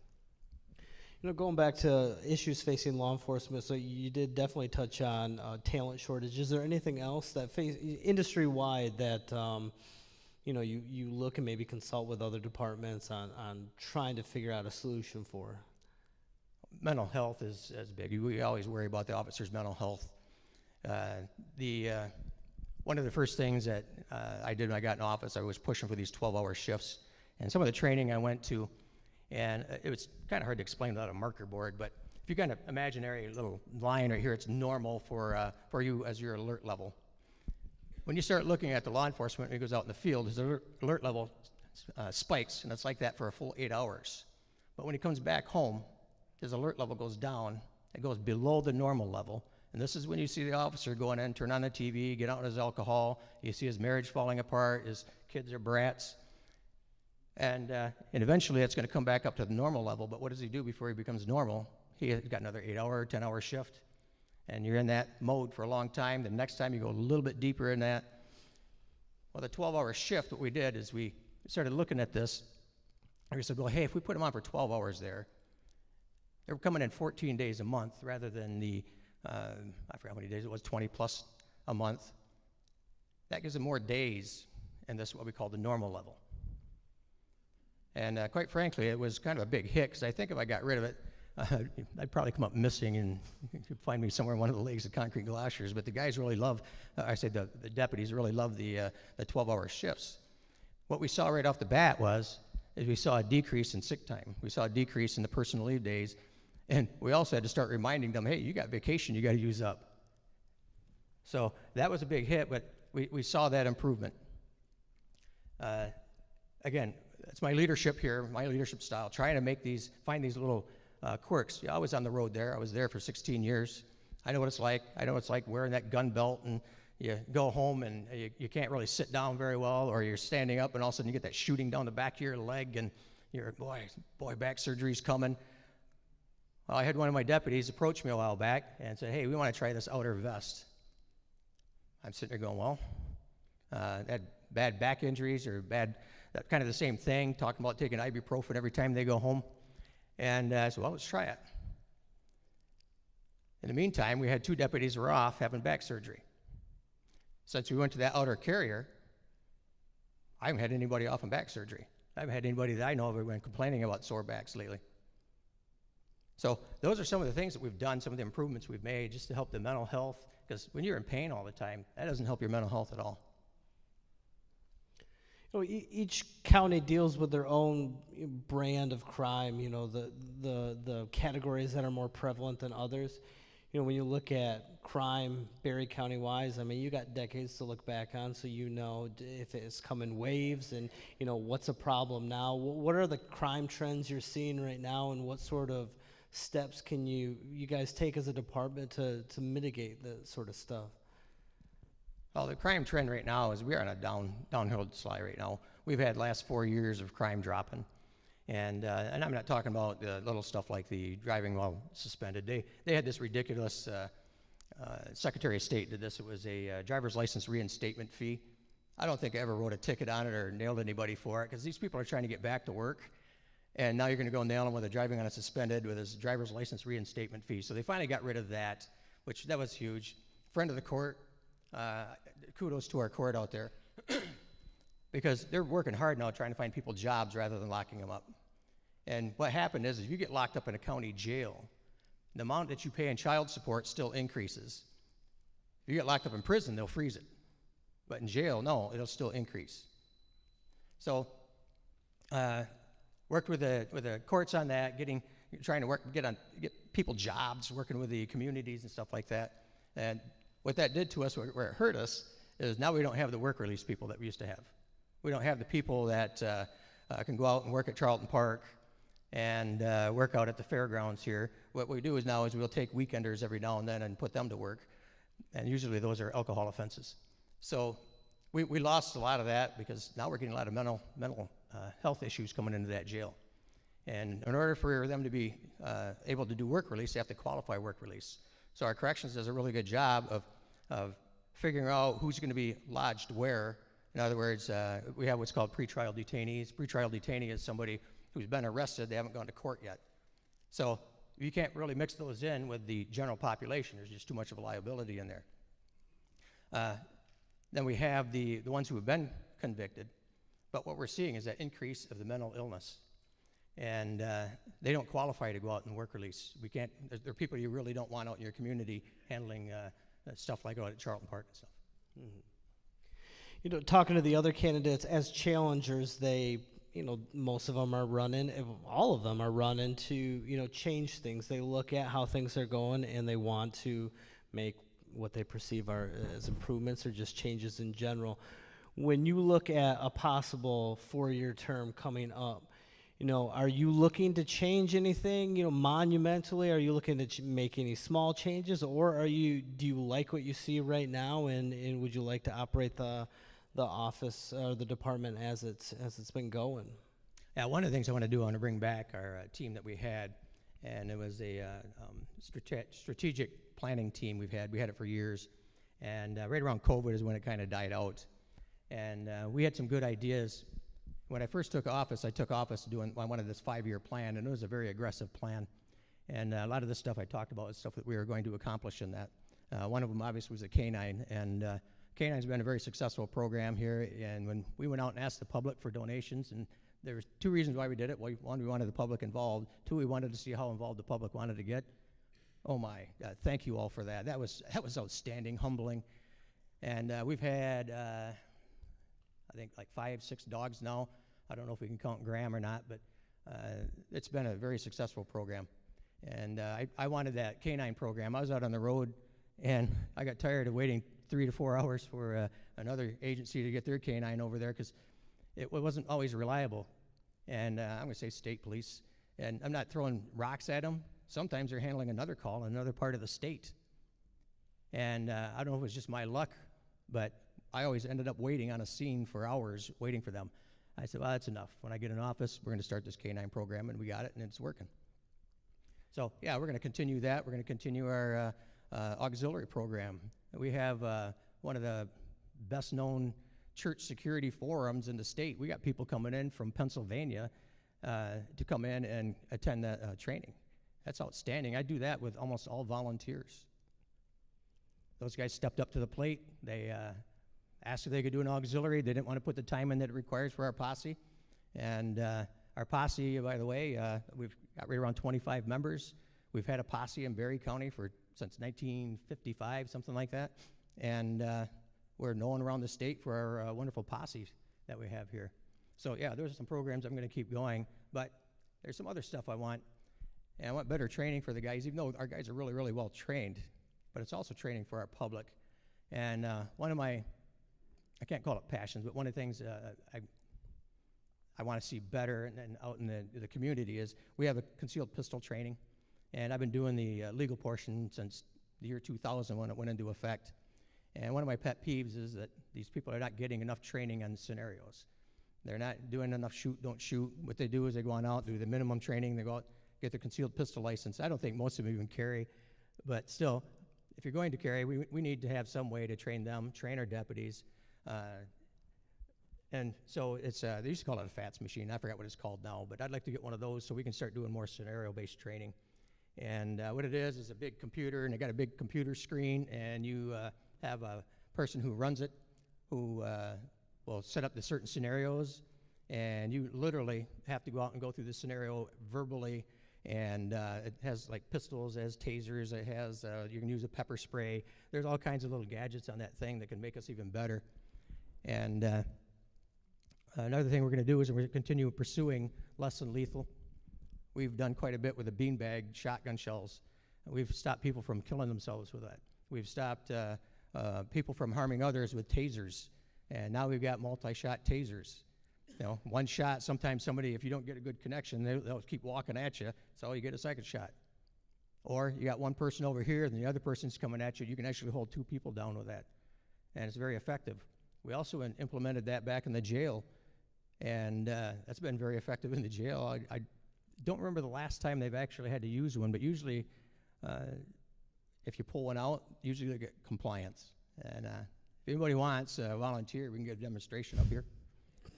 Anybody? Make you scream like a little girl. You drop down, and you kind of blink until the 5 seconds are done.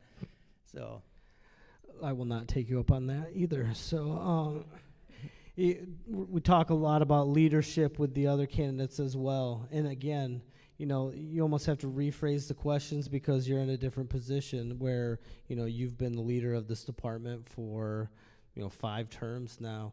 I guess talk about your leadership abilities, how they apply, and does the department will respond to 4 more years of you in the leadership position? Oh, they're definitely going to respond. I mean, when you start looking at leadership, I had on my email, and you have your signature, and at the bottom of it, I said, a great leader knows when to lead and when to get out of the way.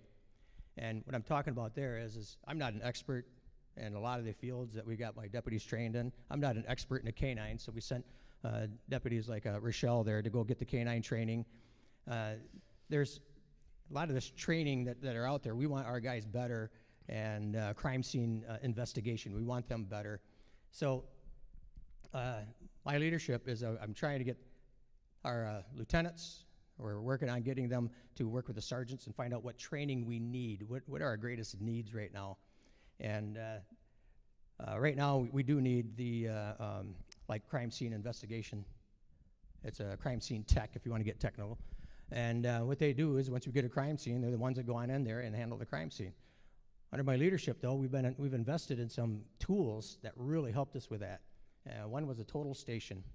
And before, the old days, when you handle an accident, like a car accident, you had to go out there with a tape measure, and you had to have this half tire with cement in it to get drag factor. And when you're measuring like skid marks, you literally had to take one end, and the other end, you had to kind of do this little pendulum swing to find the longest point. You had to document it. Well, the total station, what it did is it computerized that. And you'd put the one T-spot in the ground, and you had the other one that was the reader, and you'd just go along and make these marks. That thing was so technical that once we got done constructing an accident, when you got to see the video of the reconstructed video, you'd actually watch the accident. Now we have what's called a ferrule laser system, and this is what we're investing in my leadership here. A ferrule laser, we could put this in this room here, and you take a few spots around with it, and I forgot how many laser lights it shoots out per second, but it'll give a 3D image of this exact room here. So this is the stuff, this is investment, this is your leadership you're getting right now. We're modernizing. We got a records management system that talks with our 911 system. Excuse me. Before I took office in 2004, we had 2 people that were arrested in other counties on our warrants that had been arrested. One was one other time, the other one was 2 other times on the same warrant. I said, well, how is that happening? So I started looking at all these records management systems that we had to use, and we had one for the law enforcement. We had one for corrections.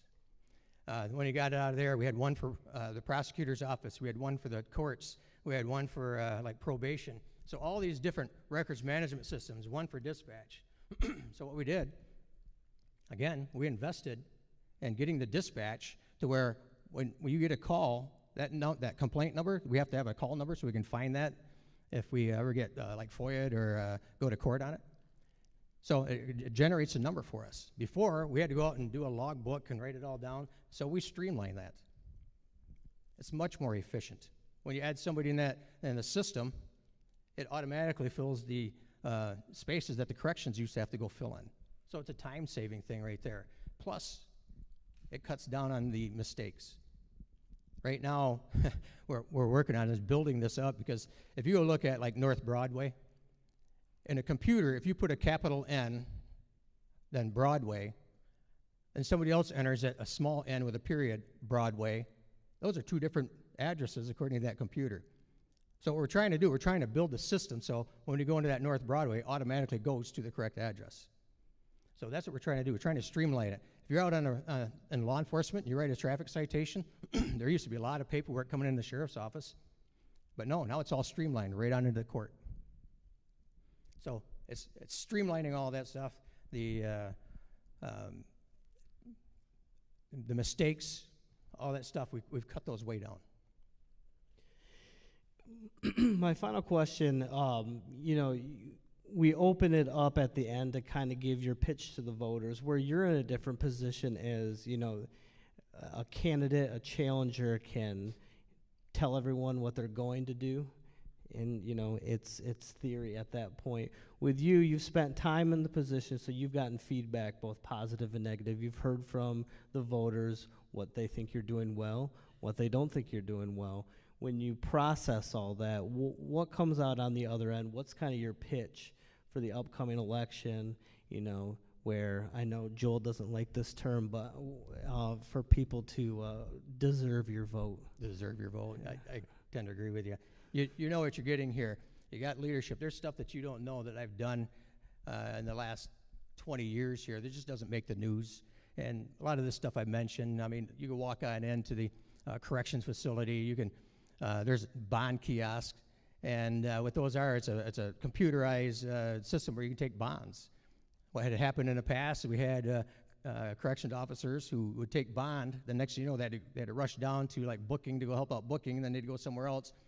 And by the end of the night, they forget about that bond that's in their shirt pocket. They go lock it up in their locker. So then when we got to take the bond money into the treasurer's office the next morning, it's not there.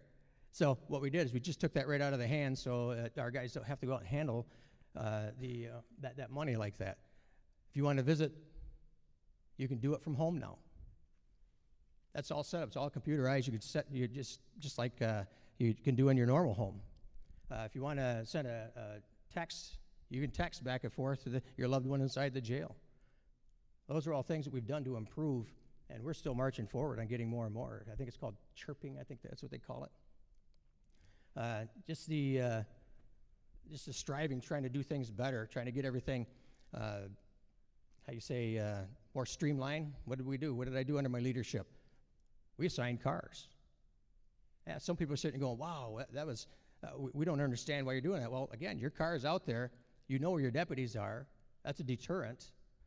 Plus, when they call in that morning, they're calling in from their home, so they start taking calls from where they're at. That's streamlining. They got the records management system in there that we are able to do that. We equip the cars with really good equipment. So all this stuff I've done over the last 20 years, and I still got more energy. I'm ready to go. And we got some more plans coming up here. Like I said, I want that less than lethal training. I want that down pat. We're still working on getting the details out. When you start taking shotguns, and we pretty much got kind of phased out the shotguns, but we use those for the less than lethal. And what that did is now we're not grabbing the lethal shotgun, thinking it's the less than lethal and accidentally killing somebody. So those are some of the things we've done. Mental health in the jail, again, that's one of our big priorities. We want people to succeed when they get out. We want them to succeed. What do we do? One of the things they do when they first get into jail, we added to the booking list for mental health to work with mental health. I've had a great working relationship with Berry County Mental Health for years. Those guys at mental health there, they're understaffed like we are. Everywhere you look, everybody's understaffed, and they're still doing the best that they can to keep up. And we're not the only ones having this problem. If you're in that public service there, you're more than likely understaffed somewhere. But the mental health, I think they're almost to the critical. But they're still coming in and performing for us here at the county jail. We allow them in the jail. We got GED program in the jail that's through the state. So we've got a lot of stuff going, and we're understaffed. So that's one of the biggest things is burning people out is that we're understaffed. We're having a hard time getting people in here. I agree with Mr. Ibbitson. The pay, all that stuff. That's going to be our next steps coming up, and it's going to happen. We're going to have to start shucking out money. The jail project itself, I do not see how we're going to get out of that without a millage. Mm-hmm. But what the commissioners are talking about right now is waiting for the Thornapple Manor millage to go away, then we just kind of renew it, but for the jail. And I don't think we're going to need quite as much as what they needed for the manor. If you want to try and do it another way, then I don't know how you're going to come out with the pay to pay your people. I don't know how you're going to come out to pay for the benefits. I don't know how we're going to pay for all this other stuff that we got in place here that's helping us streamline, maybe more efficient. And how do you, if someone has more questions, wants to bounce ideas off you, what's the best channel for that? Just bang on your cruiser window or something like that? You can always call the office. I'm there, and if I'm not, they'll usually write me a note, or you can call me on my cell phone. It's a county phone, 269-838-7080 if you got questions. It's better if you send a text first. That way I can get it and return your call, because sometimes I'm in a bad area and I don't get your phone call. So sometimes the text is best. You can also email right at the office. I don't have a problem with emails. Let me take that back. I get a lot of emails, ladies and gentlemen. I'm talking I could get 100, 130 a day, and it's not every day, but I get a lot of emails. So if you send me an email in the little remarks part, put whatever your question is on there so I can see it. Because if I don't recognize the email, it's usually deleted right away, because I get a lot of junk email. Well, thank you, Sheriff Lee, for joining us tonight. Yeah. All right, Thank you for the thoughtful answers. I appreciate it. I think we're good. Hey, thank you so much again for sticking in there. And yeah, I mean, we covered a broad range of topics, so we really appreciate it. Like I said, candidates will be wandering around here. Feel free to talk to them, talk to Wes and I if you have any input. And yeah, have a great night and drive safe home, all right?